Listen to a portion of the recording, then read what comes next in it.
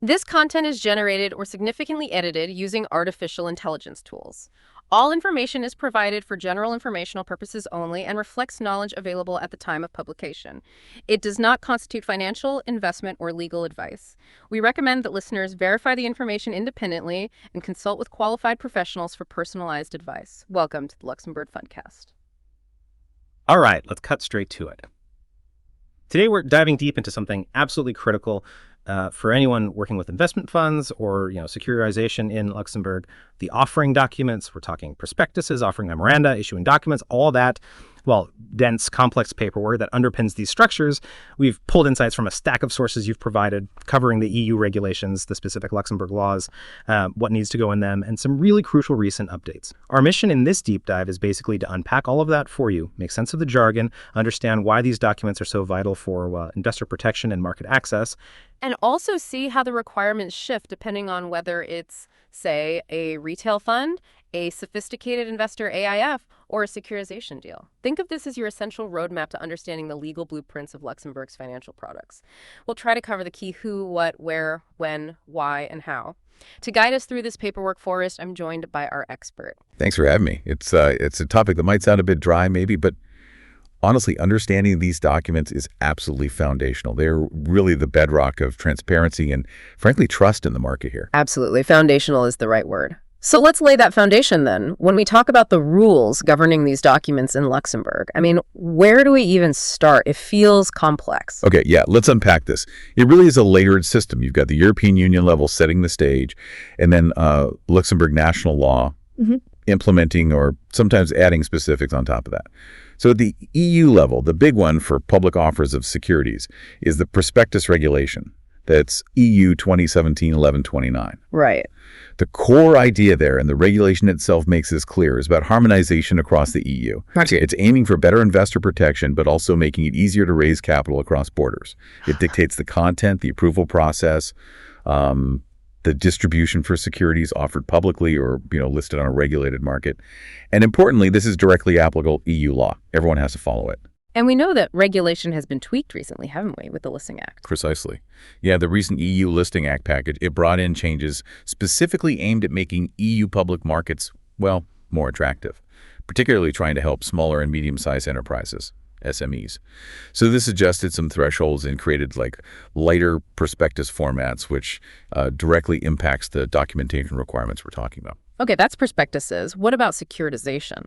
Right. For securitization, there's the EU Securitization Regulation, EU 2001-2402. This provides a general framework, and the big emphasis here is on transparency. It requires the parties involved, so the originators, sponsors, and the securitization vehicle itself, the SSPE, to make pretty detailed information available to investors. And interestingly, even if a full prospectus isn't required under the prospectus regulation, this securitization regulation still mandates a transaction summary. So transparency is key. Okay, so those are the big EU picture rules. How does Luxembourg law specifically build on that? Good question. Luxembourg implements these and adds its own national specifics. You have the Luxembourg Prospectus Law of 16 July 2019. This specifically operationalizes the EU prospectus regulation within Luxembourg. Crucially, it designates the CSSF, our financial regulator, as the competent authority for approving prospectuses here. This law also used to set specific national thresholds for offers that didn't need a full EU prospectus, though, like we said, the EU Listing Act is changing some of that landscape now. Makes sense. And for securitization specifically? For securitization, the core domestic law is the Luxembourg Securitization Law, dating back to 22 March 2004, though it's been amended. This is the framework for those SVs, the securitization vehicles, which can be companies or funds. A really significant amendment came through with the law of 25 February 2022. This update brought some much-needed clarity on several points. Oh, like what? Well, for instance, it clarified that active management of debt portfolios is actually possible under certain conditions within the securitization framework. It also explicitly included loans as financing instruments that SVs can issue securities against. And perhaps most critically, it refined the definition of an offer to the public. This is really important because that definition determines when an SV falls under CSSF supervision and potentially needs a full public offer prospectus. That 2022 amendment sounds like it was a really practical, necessary clarification for people actually doing these deals. It absolutely was, yeah. By clarifying those public offer triggers things like the denomination threshold. Who it's offered to, it gave a lot more certainty on when that higher level of CSSF supervision kicks in and when you need that full prospectus. Okay. And who are the main referees here? The key regulatory bodies overseeing all this detailed paperwork? Domestically, it's absolutely the CSSF, the Commission of Surveillance of the Secteur Financier. They are central. They approve public offer prospectuses. They supervise certain SVs. They authorize and oversee investment fund managers and the regulated funds themselves. And importantly, their practical guidance, which often comes through circulars and FAQs, is really essential for navigating the day-to-day application of the rules. You need to watch those. Right. The CSSF circulars are key. And at the EU level? At the EU level, you have ESMA, the European Securities and Markets Authority. They play a really vital role. ESMA develops the technical standards, the guidelines, the Q&As, basically ensuring that EU law is applied consistently across all the member states. So their work directly informs the sort of nitty-gritty details that end up having to be in these offering documents. So if I'm, say, putting together one of these documents or maybe reviewing one for compliance, what does this whole layered system actually mean in practice? Does it just make things more complicated? It means you definitely can't just look at one piece of law in isolation. You have to consider the EU regulations setting the big principles, then the Luxembourg law that implements or adds to it, and then you have to overlay the practical guidance from both ESMA at the EU level and the CSSF here in Luxembourg, detailing how to actually apply those rules. It really requires understanding the interplay between these different levels. It's complex, yes, but it's manageable with the right expertise. Okay, that lays a really solid foundation. Let's maybe jump into the fund world specifically now. I imagine, different types of funds must mean very different paperwork requirements, right? Precisely. Yeah, the required documentation depends very heavily on the fund's regulatory category and, crucially, who the fund is actually being marketed to. The target investor is key. Okay, let's start with the one most people might have heard of, UCITS. These are generally for retail investors, is that right? That's exactly right. UCITS undertakings for collective investment in transferable securities, they're designed specifically for retail investors across the EU. They operate under a highly harmonized regime governed by the UCI law here in Luxembourg. And because they target retail investors, the documentation is really designed for maximum clarity and, importantly, comparability. The key documents for UCITS are the full UCITS prospectus and the key information document, or KID. Now, historically, there was something called the KID, but for UCITS offered to retail investors now, the PRIPS regulation generally mandates the use of the PRIPS KID. Okay, prospectus and KID. Why are these two documents so fundamental for UCITS? What's their core purpose? Well, think of it this way. The prospectus provides the comprehensive details, sort of the whole story of the fund. The KID, on the other hand, is designed intentionally to be a short, very standardized summary, easy to grasp quickly. Their combined purpose, and this is reflected clearly in the UCI law, is really to ensure retail investors get clear, comprehensive, and crucially comparable information. The idea is to allow them to make genuinely informed decisions and properly understand the risks involved before they put their money in. Makes sense. And who's actually on the hook for the content? Who's responsible for making sure these documents are accurate? Responsibility ultimately lies with the UCITS itself, especially if it's structured as a self-managed investment company, which is less common. More typically, it's the appointed management company, the ManCo. But really, the governing body, so the board of directors of the fund or the board of the management company, bears the ultimate responsibility for ensuring the prospectus and KID are accurate, complete, and kept up to date. Okay. And what kind of detail does the law actually require in a UCITS prospectus? Is it very prescriptive? Oh, yes. The UCI law, particularly its Annex I, Schedule A, is quite prescriptive. It mandates specific sections covering things like the fund's investment objectives and policies. That means detailing what assets it can hold, how it uses derivatives, and increasingly how ESG factors are integrated if that's relevant. It also requires a comprehensive risk profile. And importantly, this must be tailored to the fund's specific risks, not just, generic market warnings copied and pasted. Ah, so no boilerplate risk factors allowed. Exactly. Regulators really frown on that. Then, crucially, there's a significant focus on fees, charges, and expenses. Disclosure must be absolutely clear, covering all costs borne by the fund or the investors, including things like the total expense ratio, the TER. Other mandatory sections cover operational details like how to subscribe and redeem shares, the valuation rules, historical performance figures, always with a warning that past performance isn't future performance, general taxation information, and what happens if the fund liquidates or merges. Got it. Very detailed. And the KID, you said it's shorter. What's packed into that? Yeah, the PREEPS KID is even more strictly defined by the PREEPS regulation itself. It's very structured. It has specific sections covering the product's nature, the risks and potential returns, often using a standardized summary risk indicator, like a number from 1 to 7. It also details the costs, presented in a really clear, comparable format using standardized tables. And it mentions the recommended holding period. The whole point is that it's usually just a few pages long, specifically designed to help investors quickly compare different investment products side by side. Okay. And where do these documents get their formal stamp of approval, so to speak? Who signs off? Both the UCITS prospectus and the KID must be submitted to the CSSF. Traditionally, they received a physical visa stamp, literally a stamp on the document. Right, I remember seeing those. Exactly. But a significant change is actually coming very soon. Effective April 2025, the CSSF is rolling out a new e-identification procedure. This will be done via their online portal, eDesk for UCITS and certain other types of funds.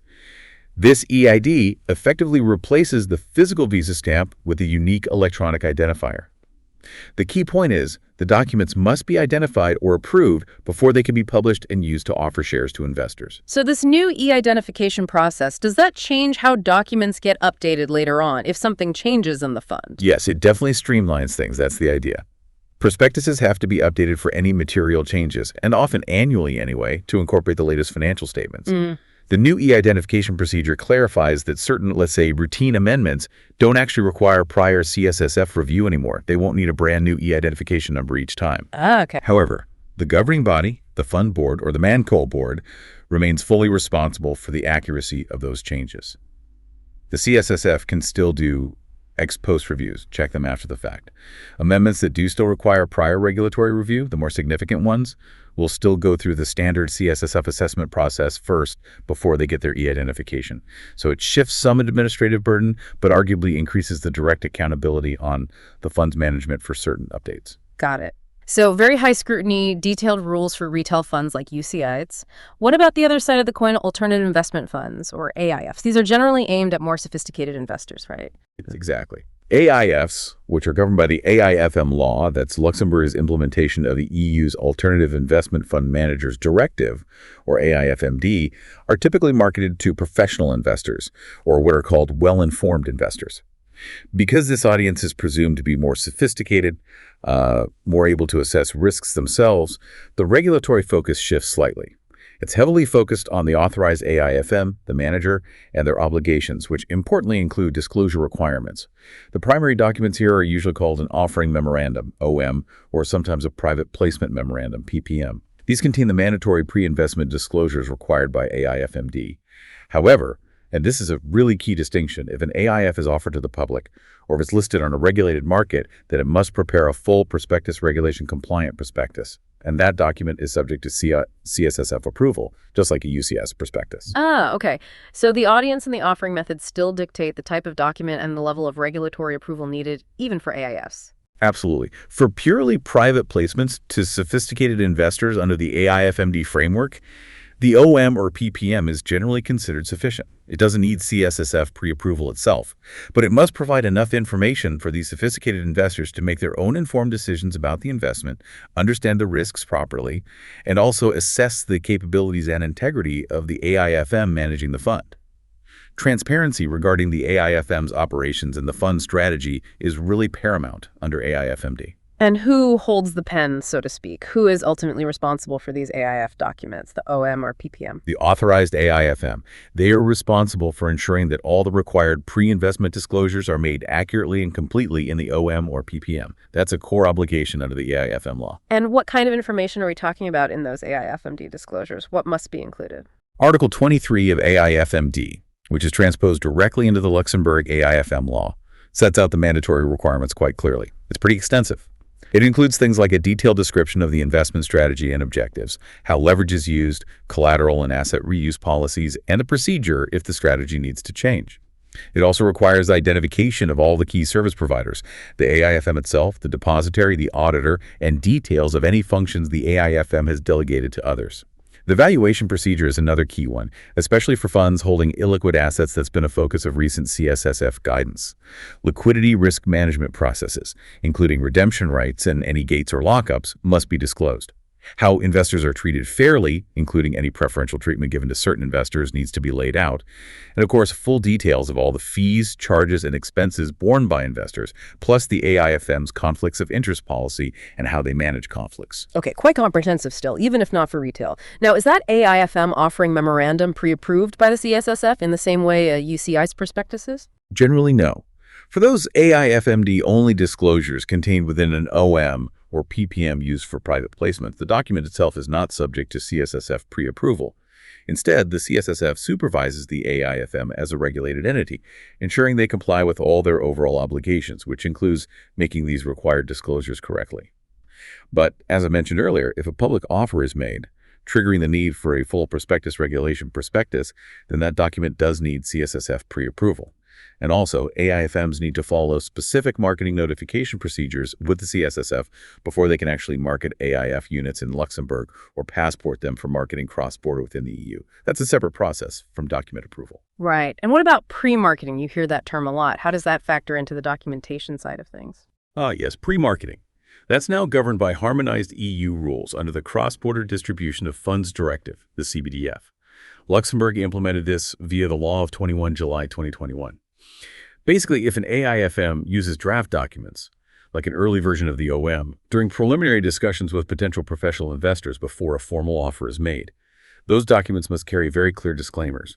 They have to state explicitly that the information is incomplete, it might change, and crucially, that it does not constitute an offer or an invitation to subscribe. Pre-marketing activity also requires a separate notification to the competent authority, the CSSF in this case. And there's an important rule to be aware of. Any subscription made by an investor who is contacted during pre-marketing, if it happens within 18 months of that contact, is legally considered to be the result of marketing.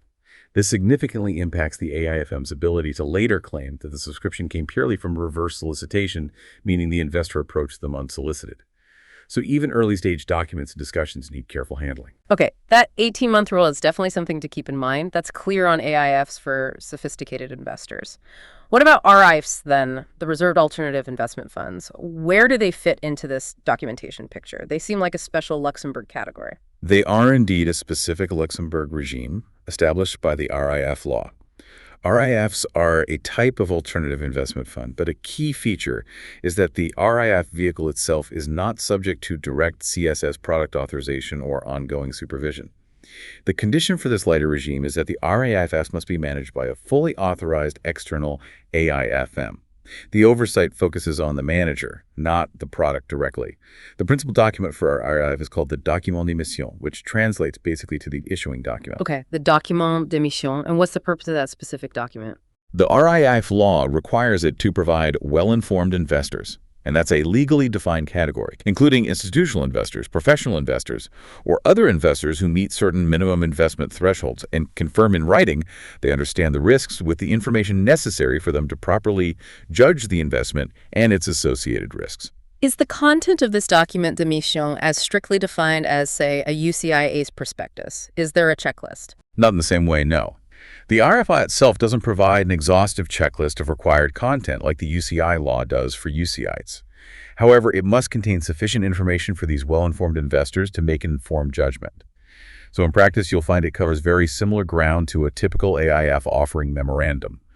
The investment strategy, the risks involved, the terms and conditions, fees, service providers, and so on, it needs to be comprehensive enough for that sophisticated audience. There's also a crucial point in the RAIF law, Article 45.3, I believe, which states that if RAIF does publish a full prospectus regulation compliant prospectus, maybe because it is offered publicly or gets listed, then the obligation to have a separate document d'émission is actually waived. The prospectus covers it. Right, makes sense. And the big question then, is the RAIF document d'émission approved by the CSSF before use? No. And this is a core feature, a key difference of the RAIF regime. There is no CSSF product pre-approval required for the RAIF's document emission itself. The regulatory oversight model relies entirely on the fact that the RAIF must be managed by an already supervised external AIFM. The assumption is the supervised AIFM will ensure the document is compliant. So the document emission is provided directly by the RAIF or its AIF to the prospective well-informed investors without prior CSSF sign-off on the document itself. Okay, so just to sum up the fund side then, it really boils down to who you're selling to the target investor and which specific legal framework applies. That dictates the level of detail, the type of document, and crucially, whether you need that CSSF pre-approval or not. Exactly. That's a perfect summary. You have this tiered approach. The most extensive regulation and direct CSSF product approval is reserved for retail investors via UCITS. Then, for sophisticated investors targeted by AIFs under AIFMD or RAIFs, the regulatory focus shifts more towards the AIFM's conduct and ensuring proper disclosures are made. The offering document itself might not always require prior CSSF approval unless a public offer trigger is hit. But underlying all of these different regimes, the fundamental purpose remains the same: to provide the investor, whether retail or professional, with sufficient, accurate information to make an informed decision and properly understand the risks they are taking on. That provides excellent clarity on the different fund documentation pathways. Let's pivot now, if we can, to securitization. How does the paperwork function for these deals, where assets are pooled together and then securities are issued based on them? All right, securitization in Luxembourg typically uses securitization vehicles, or SVs. These can be set up as companies or specific types of funds under the Luxembourg securitization law we mentioned earlier. The documentation here is really shaped by a combination of factors: the Luxembourg securitization law itself, the EU securitization regulation with its transparency focus, and potentially the EU prospectus regulation if the securities being issued are offered publicly or listed on a regulated market. So the actual documents involved can range quite a bit. It might just be the SV's constitutional documents plus a deal-specific offering memorandum for a private deal, or it could be a full-blown prospectus regulation compliant prospectus for a public offering. And why are these documents so particularly critical in a securitization context? What's their main job? They were absolutely essential for informing investors about what's really going on under the hood. Yeah. They need to explain the underlying assets that are backing the securities, the often quite complex transaction structure, like how cash flows get distributed through the waterfall to different tranches of securities. They also need to detail the specific risks associated with that particular deal and those assets, and of course, the terms of the securities the investors are actually buying. Fundamentally, they are vital for meeting those broad transparency obligations under the EU securitization regulation, and if it's a public deal, the investor protection standards set by the prospectus regulation. Okay. And who generally carries the responsibility for the accuracy and completeness of all that information in these securitization documents? Typically, it's a shared responsibility, often falling on the originator of the assets being securitized, the sponsor of the deal if there is one, and their special purpose entity itself, the SSPE, which is the Luxembourg SV in our context.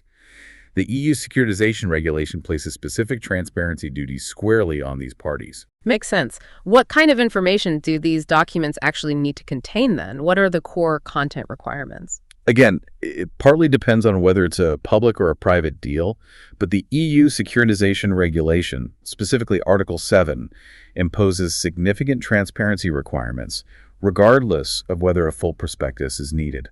It mandates that detailed information must be made available, often through regulated securitization repositories that are registered with ESMA, or sometimes via a dedicated website for the deal. This includes things like granular data on the underlying exposures, the loans or receivables in the pool. It requires providing access to essential underlying documentation, like the sale agreements for the assets or the servicing contracts. Like we mentioned, it requires a summary of the transaction details if no full prospectus is produced. And critically, it mandates regular detailed investor reports covering the performance of the underlying assets, whether any performance triggers have been hit, and exactly how cash flows are moving through the structure. Okay, that's the securitization regulation baseline. What if it is a public offer or listing? Right, if it's a public offer or listing, then the prospectus regulation kicks in fully. That requires a formal CSSF-approved prospectus. This prospectus has to follow specific content annexes within the prospectus regulation that are designed for debt or asset-backed securities. It would need to include a detailed description of the securitized asset pool, the full transaction structure, including any credit enhancement mechanisms, tailored risk factors specific to those assets in that structure. It also needs information on all the parties involved, the servicer, the paying agent, calculation agent, etc. Details on how the servicing of the assets works, the precise cash flow mechanics or waterfall, and of course the full terms and conditions of the securities being issued. And don't forget, the Luxembourg Securitization law itself contributes here by defining the SV structure and, importantly, through that 2022 amendment, clarifying exactly what constitutes an offer to the public that triggers CSSF supervision and the potential need for this full prospectus. Right, that 2022 amendment clarity seems really key here too. Absolutely. It clarified that an issuance is considered a public offer unless it meets certain cumulative conditions. It has to be exclusively to professional clients and have a denomination of at least $100,000 for security and qualify as a private placement. If it fails any of those tests, it's potentially a public offer triggering CSSF supervision of the SV itself regarding those public issuances and likely needing a prospectus. Okay, so where did these securitization documents actually get approved or published then? Is it always the CSSF? Not necessarily. For private placements or other non-public offers, the offering document itself is generally not subject to CSSF pre-approval. Although, as that 2022 law clarified, SVs that issue securities continuously to the public are now explicitly supervised by the CSSF for those activities. But for a one-off public offer, yes, that requires the formal CSSF-approved prospectus. The transparency information required under the EU securitization regulation, however, that's typically published electronically, usually via those registered repositories or dedicated deal websites, not directly through the CSSF necessarily. So the process itself must be quite different depending on whether it's a public or private deal. Absolutely. The public offer pathway involves that formal cycle: drafting the prospectus, submitting it to the CSSF, going through their review and comment process, getting formal approval, and then publishing it according to the rules. Very similar to a public fund prospectus. The private placement route, on the other hand, is much more driven by direct contractual agreements between the issuer and the investors and fulfilling those direct transparency duties under the EU securitization regulation, like providing the ongoing investor reports. That 2022 law's clarification on the public offer definition really sharpened the line between these two paths. Understood. One more thing on securitization. What about structures where you have different pools of assets kept separate within one single SV? How is that handled in the documents? Ah, yes, compartmentalization. That's a key feature allowed by the Luxembourg securitization law. And the 2022 amendments actually added further clarity there, too. Offering documents for compartmentalized SVs must very clearly describe each separate compartment or distinct pool of assets held within that single legal entity. Critically, they must also detail how the recourse of the investors holding securities linked to one compartment is legally segregated and limited only to the assets and cash flows belonging to their specific compartment. The assets of other compartments are protected. The 2022 law also clarified how different compartments can potentially have specific decision-making rights allocated to them, perhaps linked to the securities they've issued. If that's the case, those specific governance rights would also need to be clearly documented in the offering materials. Okay, that distinction between public and private offers, the impact of the 2022 law, and the compartmentalization rules, that's really helpful for understanding the securitization side. Let's maybe shift gears now and talk about the practicalities across the board. Let's get into the nitty-gritty, the process, the content, costs, timelines, the 5 Ws, and how did these documents actually go from just an idea to a final published document? Sure, it's definitely a structured process. And while the specifics obviously vary depending on whether it's a UCITS and AIF or a securitization, there are common threads, especially when CSS approval is part of the equation. Okay, so let's start with the why. We touched on it, but why are these documents fundamentally necessary? Well, first and foremost, it's a fundamental legal obligation. Laws like the prospectus regulation, the UCI law for UCITS, the AIFM law, the securitization law, they all mandate detailed disclosure. The primary drivers are investor protection and maintaining market integrity. But beyond just the legal duty, they are absolutely essential market tools. You simply cannot effectively offer or market these complex financial products without providing comprehensive, clear information to potential investors. It's how you explain what you're selling. Right. And whose is involved in actually creating them? It sounds like a team effort. It absolutely is. The primary responsibility always lies with the issuer. So the fund itself, the offerer, the fund's governing body, the board, or the AIFM or SV management team. They are ultimately accountable for the content, but they work very closely, hand in hand usually, with legal advisors. Lawyers are crucial for drafting the text and ensuring it complies with all the complex rules and regulations. Auditors play a role too, providing comfort on any financial figures included. The CSSF, as we've discussed, is the key regulatory approver for public offers and regulated funds. And if the securities are going to be listed on an exchange, the Luxembourg Stock Exchange adds its own layer of listing rules that need to be incorporated or at least referenced in the prospectus. Okay, quite a few players. What about the how? What are the key steps involved in creating and getting these documents approved? It typically starts with drafting, usually led by the issuer or the manager, working closely with their legal counsel. This draft then goes through various stages of internal review and refinement. If regulatory approval is needed, like for a UCITS prospectus or a public offer prospectus under the prospectus regulation, the draft is then formally submitted to the CSSF. For funds, as we mentioned, this is increasingly happening via the CSSF's eDesk platform, especially with the new e-identification system coming. The CSSF then reviews the submission. They might ask questions, issue comments, pointing out areas needing clarification or changes. The document gets revised based on that feedback, possibly resubmitted. Once the CSSF is satisfied that the document meets all the requirements, they grant their approval, which used to be the visa stamp and will increasingly be the e-identification. Then the final approved document must be published according to the specific rules, often electronically on websites, sometimes still requiring physical copies depending on the context. And importantly, if any significant material changes happen after publication, a supplement detailing those changes must usually be drafted, submitted to the CSSF for approval, often on a slightly faster track, and then published promptly. Right. The supplement process is key for keeping things current. And where does this process physically or legally take place? Is it all Luxembourg-centric? Primarily, yes. It happens in Luxembourg because we're dealing with Luxembourg-domiciled entities, the funds, the SVs, the managers, the drafting, the legal advice, the CSSF interaction, it's all centered here. However, a key benefit of the EU framework is passporting. Once a document is approved under relevant EU rules, like the prospectus regulation for public offers, or once an AIFM is authorized under AIFMD, the fund or securities can often be passported for offering or marketing in other EU member states without needing separate local approvals in each country. This really facilitates cross-border distribution. Okay, got it. Let's maybe circle back to the content side for a moment, the what. Beyond the specifics we've already discussed for different product types, are there some universally critical sections that appear in most offering documents, especially those subject to public offer rules, that really need careful attention? Absolutely. Certain sections are pretty much always mandatory across different document types and require particular care in drafting. Risk factors. These are absolutely crucial, and regulators scrutinize them closely. Regulations like the prospectus regulation explicitly demand they are specific and material to the issuer or the specific securities being offered. ESMA guidance strongly discourages using generic boilerplate risks that could apply to anything. So market volatility isn't enough on its own. Definitely not. You need to explain how market volatility specifically impacts this fund or this deal.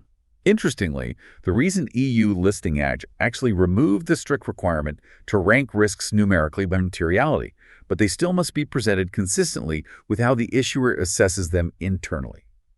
The bottom line is they need to be tailored, specific, and genuinely reflect the key risks: fees, charges, and expenses. Transparency here is non-negotiable. Comprehensive, clear disclosure of all costs that will be borne by the investor or deducted from the vehicle is mandatory under multiple laws. Regulators want investors to see exactly what they're paying for. Conflicts of interest. Particularly under UCITS and AIFMD regulations, there's a specific requirement to disclose potential conflicts of interest situations where the manager's interests might not align with the investors, and crucially, to describe the procedures the firm has put in place to manage or mitigate those conflicts fairly. Prospectus summary. For documents falling under the prospectus regulations, so public offers, a concise summary is mandatory. This is especially important for retail investors. The EU Listing Act made some changes here too. For example, explicitly allowing the use of charts to improve clarity and slightly extending the possible length in very complex cases, like those involving multiple guarantors. The aim is always to make it genuinely useful and easy to understand while still being concise. Are aspects of these documents, maybe the commercial terms within them, ever subject to negotiation between the parties involved? That's a good point. While the mandatory disclosure content itself is dictated strictly by law and regulation, you can't negotiate not to include a required section. Certain underlying commercial terms that need to be disclosed within the document are definitely negotiated between the parties.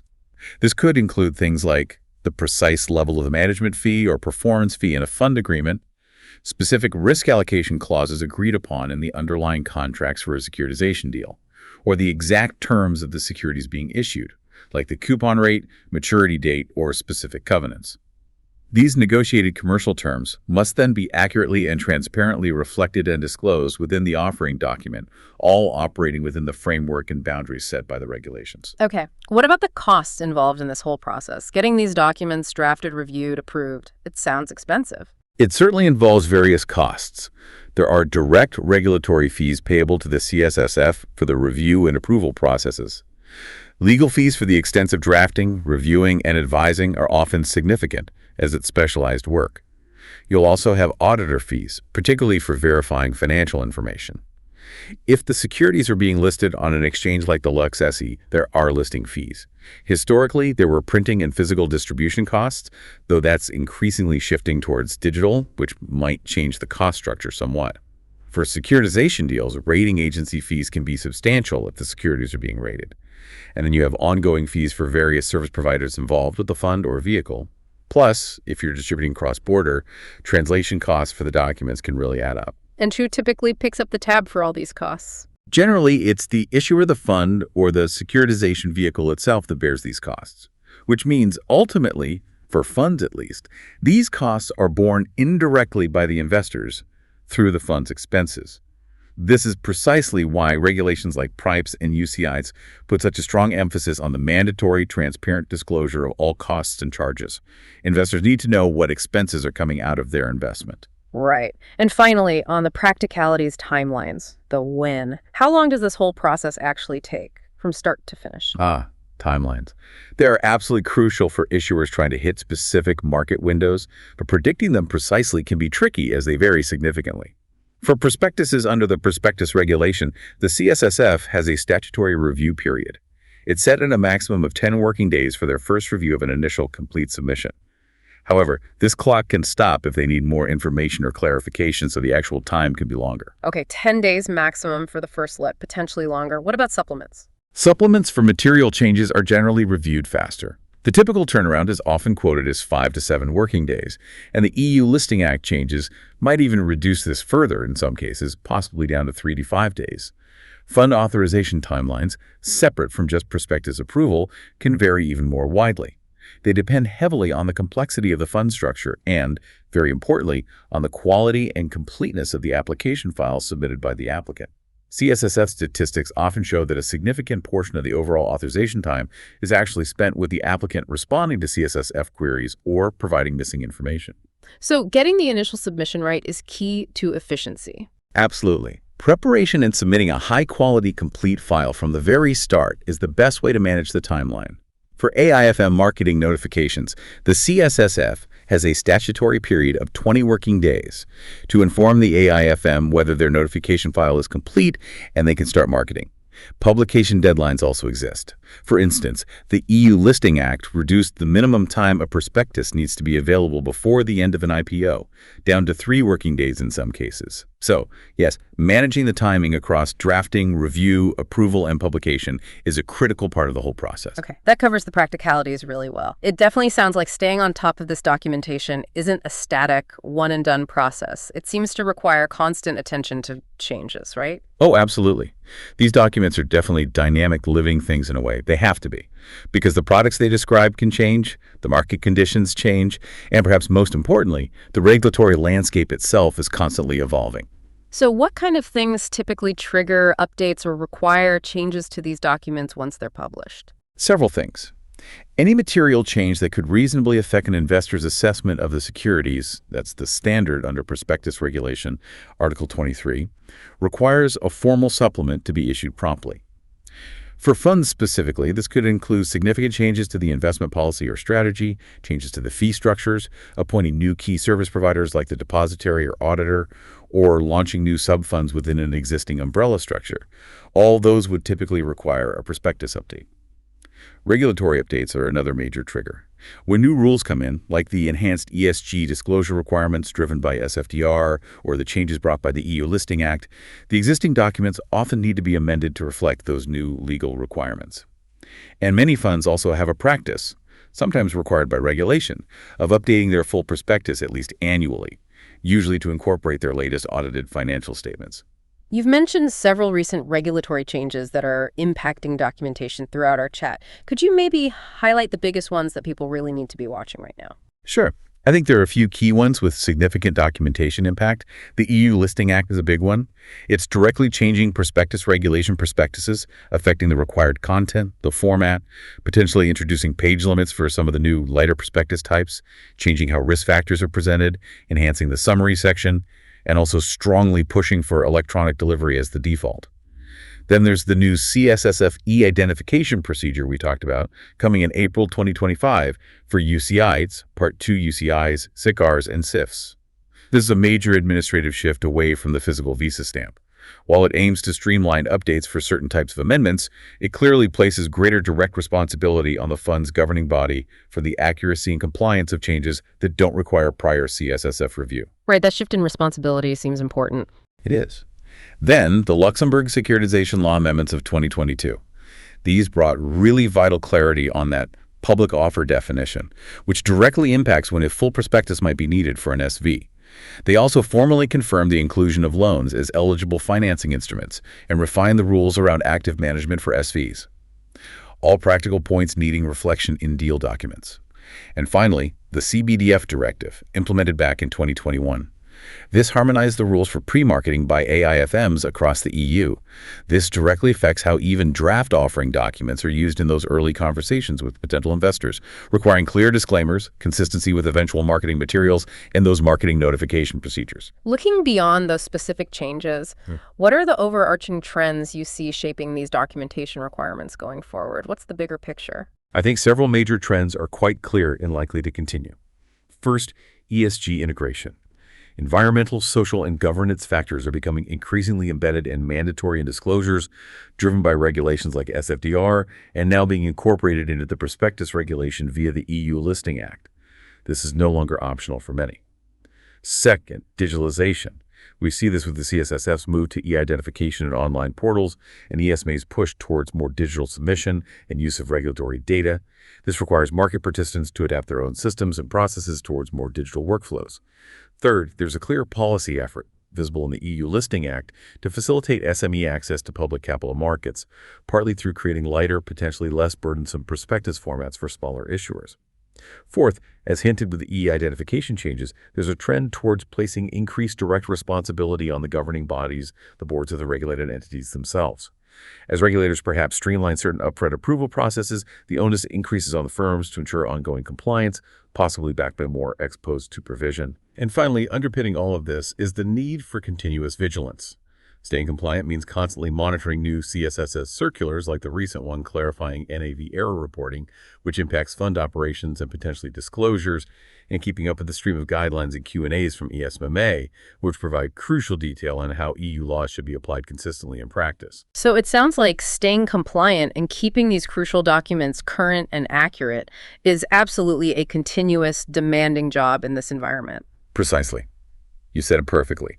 The framework is both incredibly detailed and very dynamic. It demands deep technical expertise, careful attention to detail, and ongoing diligence from everyone involved, the issuers, the managers, the advisors.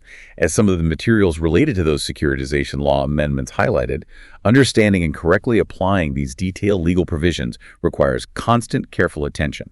It's not a set-and-forget task. Before we wrap things up, let's just touch briefly on one more area of tax. Is that something that needs to be detailed extensively in these offering documents as well? Yes, tax information is typically included, but usually with very important limitations and caveats. The typical tax disclosures you'll find will provide a general overview of the tax regime that applies to the fund or the vehicle itself in Luxembourg. So for instance, it might cover the annual subscription tax, taxe d'abonnement, that applies to UCITS and AIFs, or perhaps the conditions for tax neutrality that qualifying securitization vehicles can benefit from, as laid out in laws like the RAIF law or the securitization law. However, and this is an absolutely crucial disclaimer that you will always see prominently displayed, these tax sections are not intended as tax advice for the individual investor reading the document. Ah, right, the big warning label. Exactly. They contain very strong, prominent warnings urging investors explicitly to consult their own independent tax advisors, based in their own jurisdiction of residence, to understand the specific tax consequences for them. The section might also briefly mention things like potential Luxembourg withholding tax on distributions, which is often zero for non-resident investors, depending on the fund structure and double tax treaties, and maybe reference the impact of international tax reporting standards like FECA or CRS, which require financial institutions to report information about account holders to tax authorities. Why is the scope of the tax information provided usually so limited then? Why not give more detail? Primarily because an individual investor's personal tax situation is incredibly complex. It depends entirely on their specific circumstances, their country of tax residence, their other income and investments, their personal status. It's simply impossible, and frankly legally perilous, for the issuer to try and provide personalized tax advice that would be accurate for every single potential investor within a general offering document. So the tax section's main purpose is really twofold. First, to inform investors about the tax status of the vehicle itself in Luxembourg, and second, to act as a clear risk warning and a strong directive for the investor to go and seek their own professional personalized tax advice before investing. That makes perfect sense. Well, this has been an incredibly insightful journey through what can seem like a very daunting world of financial paperwork in Luxembourg. We've covered a lot of ground, from foundational EU and Lux laws through the specific requirements for UCITS, AIFs, RAIFs, and securitization deals, getting into the nitty-gritty of the process and content, and looking at the constantly evolving landscape. Hopefully for you listening, this deep dive helps you better navigate investments involving Luxembourg structures, appreciate the layers of investor protection built into the system, and understand who they primarily aim to protect, and see how regulation constantly tries to balance market access with necessary transparency.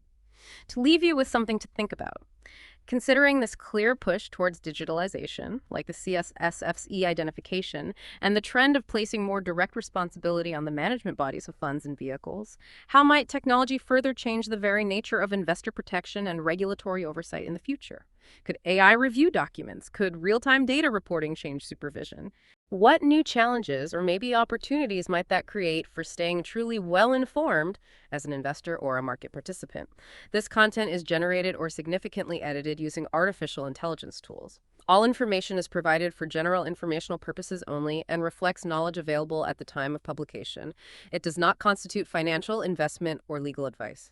We recommend that listeners verify the information independently and consult with qualified professionals for personalized advice. Hit subscribe and like Luxembourg Fundcast.